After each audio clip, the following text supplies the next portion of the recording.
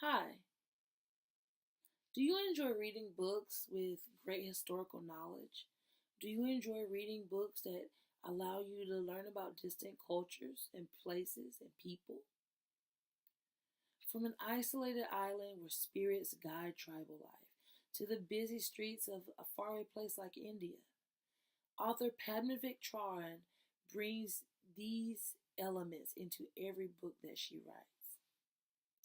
As an American Indian author, her own experiences allow her to create an authentic and realistic experience for her readers. Her novels are influenced by her years as an oceanographer, her extensive travels, and stories from her own family's time in India.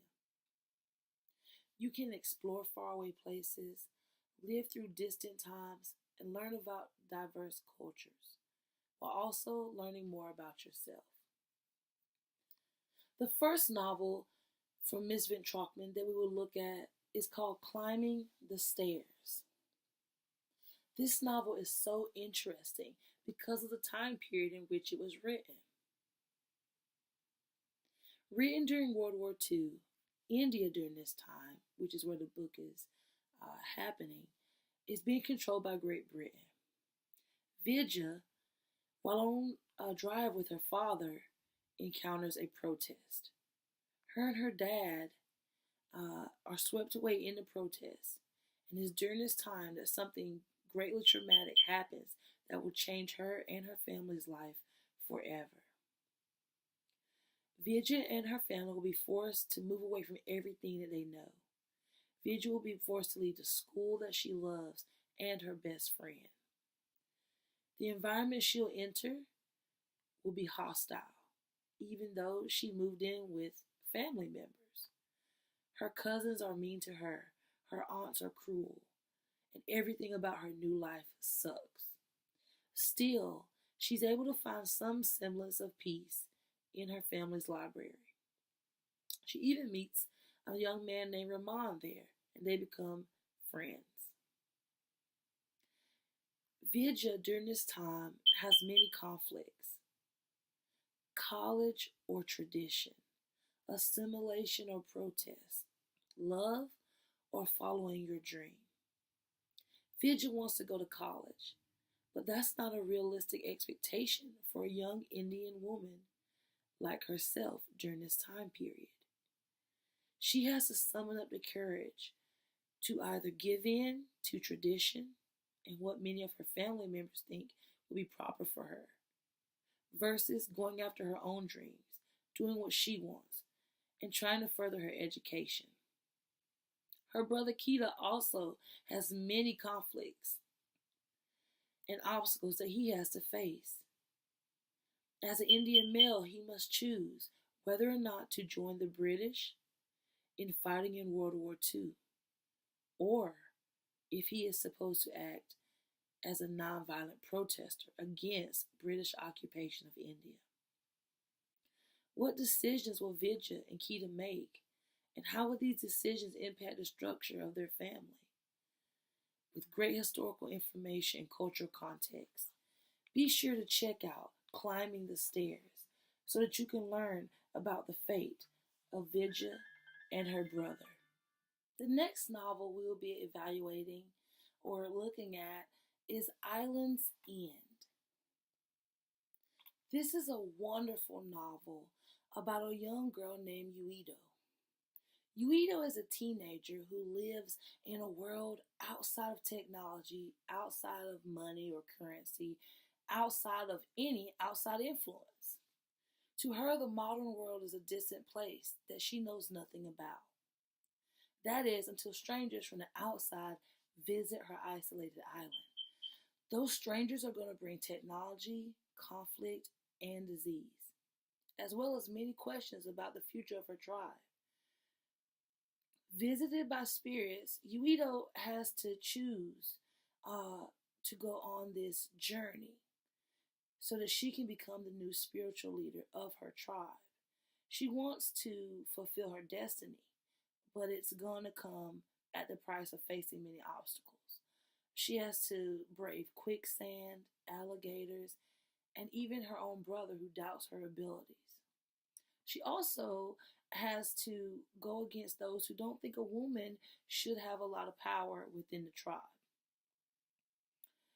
Making decisions is hard for her, and she has the whole future of her tribe in her hands. Island's End is also centered around a theme of religion.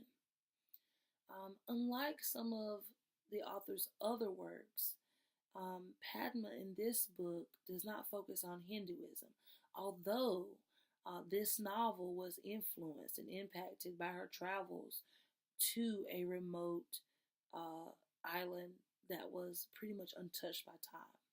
And so, as you're reading this, you will get a very great sense of traditional culture, traditional religions, um, and the way that the author writes it with such descriptions. You feel like you're on the island with these characters.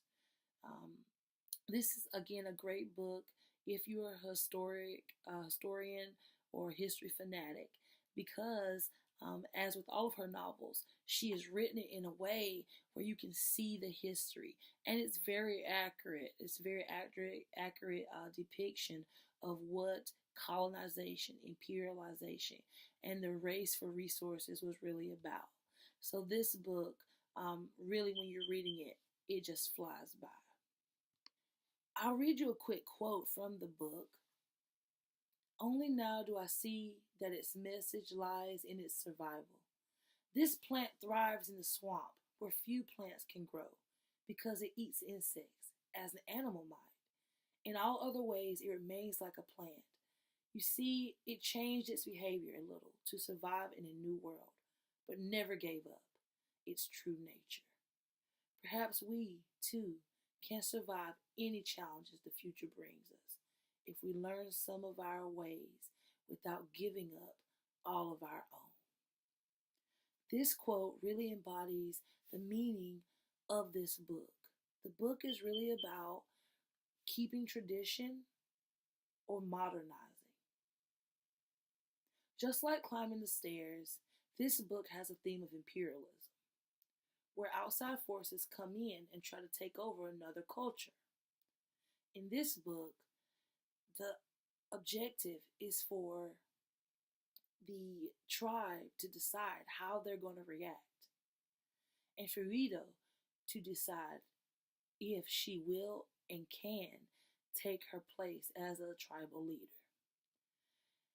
To find out what happens, be sure to read Island's End. The next book we're going to look at is called A Time to Dance.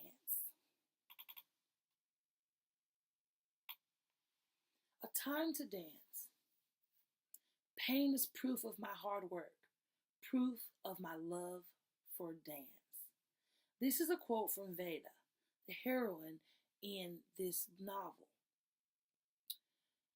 Her life is about to involve a lot more pain than she ever could have anticipated.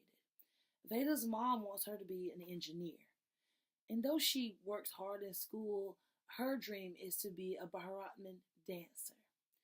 Veda is determined to follow her dream until a car crash makes her question not only her ability to dance, but also her spiritual knowledge. The type of dance that Veda does is a religious dance. You see, she's Hindu. And this book gives you a lot of insight into the religion, Hinduism, and Indian culture. The book is written in a very unique form, a very poetic form called verse form. And it's written like a poem. There's lots of spaces in the margins, whether you purchase the book on your Kindle or a paper copy. Veda relies a lot on her grandmother, who is pretty much her spiritual guide. Her grandmother's faith is the faith that she has to model as she overcomes these many obstacles. She goes through many losses and a lot of confusing love interests in the book, but she lets nothing hold her back. The book is about a young woman overcoming things and trying to figure out who she is when a part of her identity and a part of her body is taken from her. Read A Time to Dance and find out if Veda is able to withstand the pain and prove her love of dance. Climbing the Stairs, Islands End, and A Time to Dance are three amazing books that take the reader on an emotional and cultural journey. If you like books about history, loss, family conflict, overcoming things that we all experience, like self doubt and insecurities, along with a touch of romance, there are strong female leads in all of these novels that can help to empower you.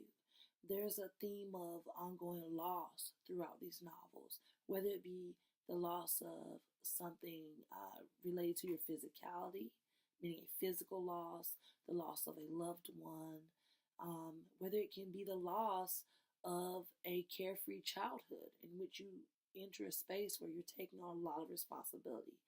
There are so many things that a teenager can relate to in these novels. It is really a pleasure to introduce these novels to all of you.